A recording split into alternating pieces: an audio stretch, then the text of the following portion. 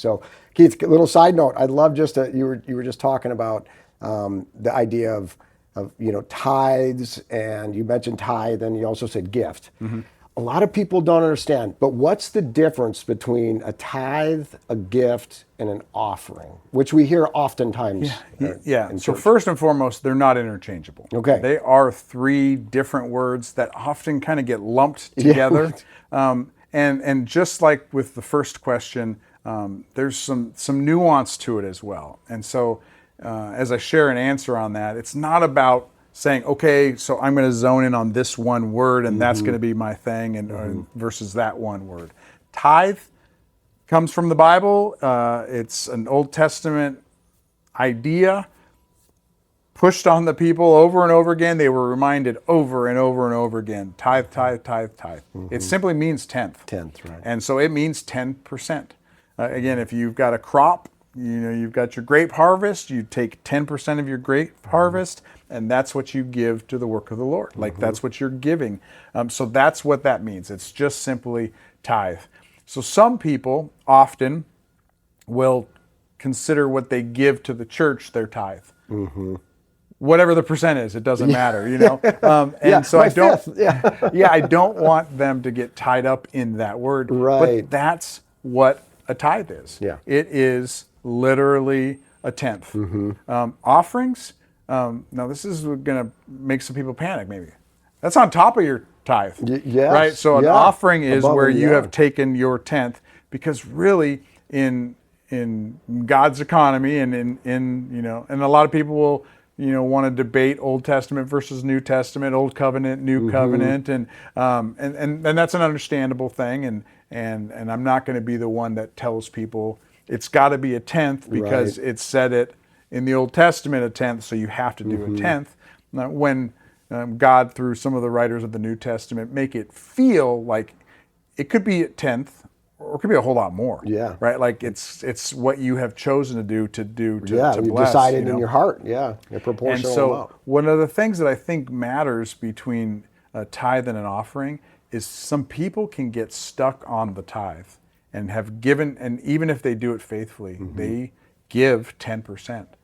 And then they feel like they're done because the call on me is to give a tenth. Yeah. I give a tenth, so I'm good. And then a new opportunity to give above and beyond comes up, and they're like, I've given because I'm supposed to tithe.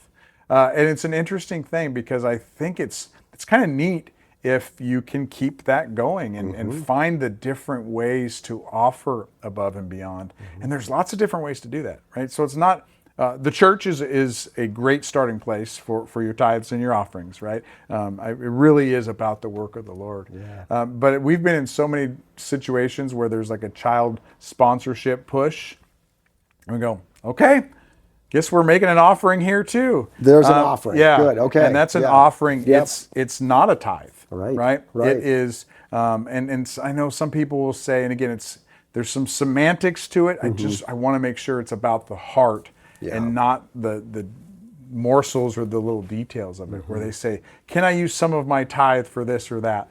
And they try to like build up to a tithe. I'm going to give 6% there and 1% there and 3% there. And again, it's really between you and God on what you're being called to give, and that God wants you to do it generously. Yeah. So we get these child sponsorship things that come up, and they're inspiring.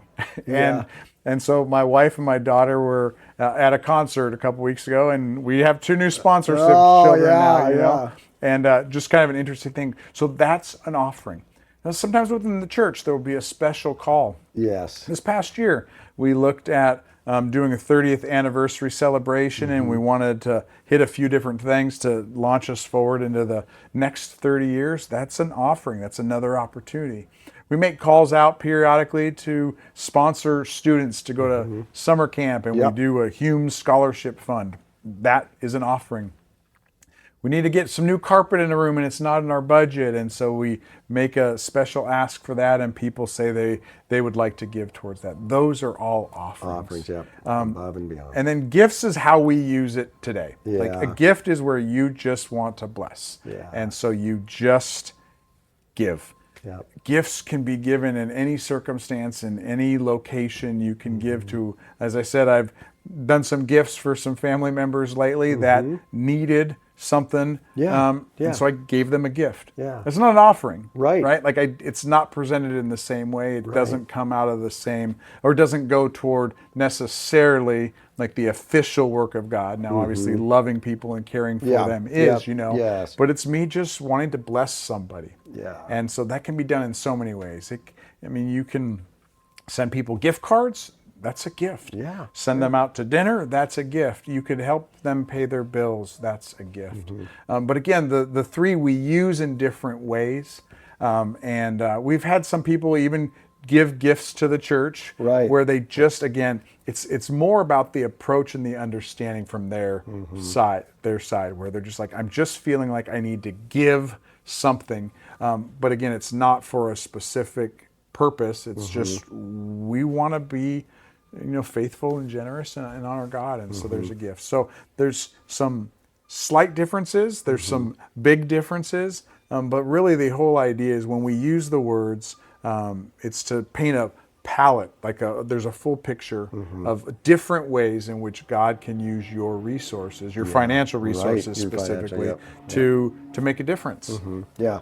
And so, like, as you think about the tithe, obviously it's a dedicated amount, generally a consistent amount, and that's what we love that. We love the fact that people give of any time or any way, shape, or form, but we especially appreciate, you, as you're trying to manage the budget and the weekly bills, that faithful, consistent tithes that come in from people all over the church. And Oh, it so we makes a love big that. difference. It makes a for big difference, right? Yes. And we have people that like to give at the end of the year. December is by far our largest giving month when people do that, and we take it. We know that God can use those resources for His purposes here through Shoreline Church. But yeah, it definitely does help. Typically, we've got some time at the beginning of the year, in the middle of the year, where it's a little less, and we've got to kind of like shuffle things around to try to make it work. And so consistent really does make a sense. When you think about this from like the biblical times, and there's harvests, like there were specific times of harvest, and so you knew when it was coming because it's a harvest time. Like people aren't harvesting year round, every week, all the time, so it's when there's a harvest, then you give.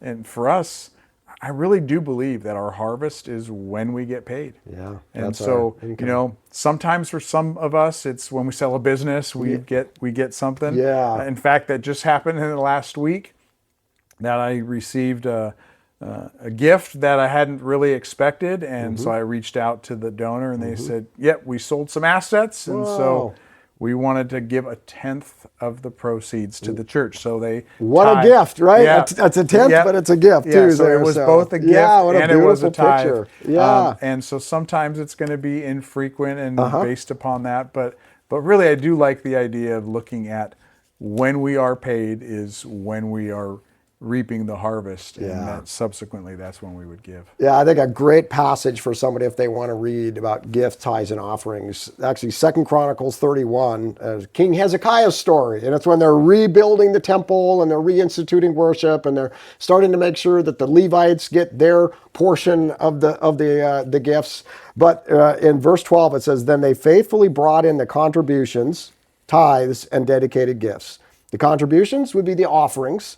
The tithes would be the 10th, as you said, Keith, and then the dedicated gifts. So we see a pattern in Scripture, which is beautiful. So here at Shoreline Church, it sounds like we're getting tithes, gifts, and offerings on a regular basis. We do. So however people choose to give, we love that. We appreciate ultimately what you said, Keith, was it's really about the heart. It's all about the heart.